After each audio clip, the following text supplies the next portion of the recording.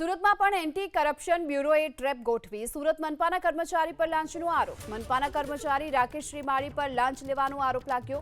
Varachha zone કચેરી નજીક footpath પર લાંચ લેવાનો આરોપ। રહેણાંક મકાનમાં સાડીનો જથ્થો રાખવા બદલ લાંચ માંગી।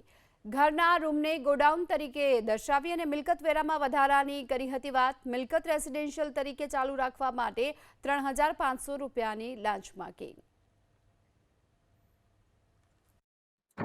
એસીબીને ફરિયાદ મળેલી કે વરાછા ઝોનમાં આકારણી વિભાગમાં ફરજ બજાવતા રાકેશ ચંદુભાઈ શ્રીમાળી કે જેઓ આકારણી ક્લાર્ક તરીકે ફરજ બજાવે છે, તેઓએ આ કામે ફરિયાદીના જો કોમર્શિયલ વેરાની જગ્યાએ રેસિડેન્ટ વેરો જોઈતો હોય તો 12,000 રૂપિયા વેરો લાગશે, આમ કહી 3500 રૂપિયાની લાંચની માગણી કરેલી અને એ 3500 રૂપિયાની લાંચ સ્વીકારતા રેડ હેન્ડ પકડાયેલા છે।